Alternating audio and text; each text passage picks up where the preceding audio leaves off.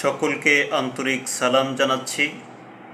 আলোচনা করতেছি আত্মীয়তা সম্পর্কে।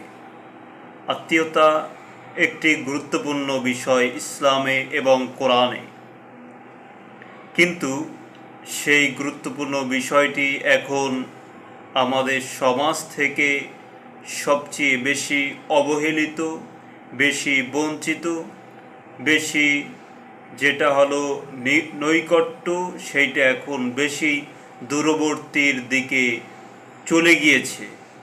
সমাজে এখন সেই আত্মীয়তার সম্পর্ক বিরাজমান খুবই কম দেখা যাচ্ছে। এই জন্য আল্লাহ তাআলা কোরআনুল কারীমের সূরা নিসায়ের ভিতরে ইরশাদ করেছেন যে তোমরা আত্মীয়তার ব্যাপারে আল্লাহকে ভয় করো। তার মানে হলো এটা বিশাল একটি বিষয়। আত্মীয়তার বিষয়ে তোমরা আল্লাহকে ভয় করো, তার মানে যে আত্মীয়তার সম্পর্ক ছিন্ন করা আল্লাহ তাআলা নিষেধ করেছেন। তাদের সাথে সদাচরণ করা, এইটাই আল্লাহ তাআলার আদেশ কোরআনুল কারীমের ভিতরে সূরা ইসরায়ের ভিতরে রয়েছে। তাদের সাথে সদালাপ করতে হবে, এটাই আল্লাহ তাআলা কোরআনুল কারীমের ভিতরে ইরশাদ করেছেন। কিন্তু আমাদের ভিতরে সেটা নেই। সূরা মুহাম্মাদের ভিতরে ইরশাদ করা হয়েছে, তোমরা যদি প্রতাপশালী হও, ক্ষমতার অধিকারী হও, তাহলে তোমরা কি জমিনে ফাসাদ করবে এবং আত্মীয়তার সম্পর্ক ছিন্ন করবে? এটা আল্লাহ তাআলা প্রশ্নবোধক প্রশ্ন করেছেন যে এই দুইটা কি তোমরা করবে? তার মানে হলো এই সমাজের ভিতরে এই দুইটাই এখন বর্তমানে বেশি দেখা যায়। মানুষের সম্পদ হলে সে জমিনে উদ্ধত হয়ে যায়, সে অহংকারী হয়ে যায়, সে মানুষকে তুচ্ছ তাচ্ছিল্য করে অহংকারী হয়ে যায় এবং বিশৃঙ্খলা সৃষ্টি করে, আত্মীয়কে দূরে ঠেলে দেয় এবং তাদের সাথে সম্পর্ক রক্ষা করে না। এই কথাই আল্লাহ তাআলা কোরআনুল কারীমের ভিতরে ইরশাদ করেছেন।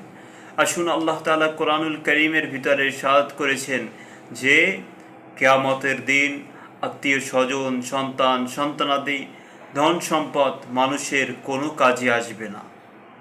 এই জন্য আমাদেরকে এই দুনিয়াতে বসেই ভালো কাজ করে যেতে হবে। আল্লাহ তাআলা কোরআনুল কারীমের ভিতরে ইরশাদ করেছেন, ইন্নাল্লাহা ইয়া'মুরু বিল আদলি ওয়াল ইহসান ওয়া ইতা'i যিল কুরবা ওয়া ইয়ানহা আনিল ফাহশাই ওয়াল মুনকারি ওয়াল বাগই ইয়া'ইযুকুম লাআল্লাকুম তাযাক্কারুন।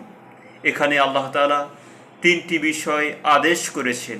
এক নম্বরে ন্যায়ের আদেশ করেছেন, দুই নম্বরে আদেশ করেছেন ইয়া'মুরু বিল আদলি ওয়াল ইহসান, ইহসানের আদেশ করেছেন, দয়ার আদেশ করেছেন।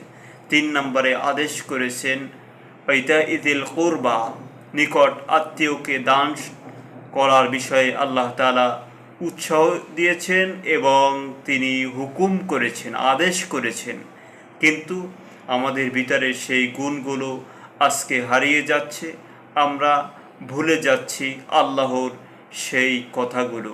আসুন আমরা কোরআন থেকে চর্চা করে, নৈতিকতা চর্চা করে ভালোর দিকে যাই, আল্লাহ তাআলার হুকুমকে সার্বক্ষণিকভাবে মেনে চলি। আল্লাহ তাআলা আমাদেরকে সেই তৌফিক দান করুক। রব্বানা তাকাব্বাল মিন্না ইন্নাকা আনতাস সামিউল আলিম। সকলকে সালাম জানাচ্ছি, শেষ করতেছি।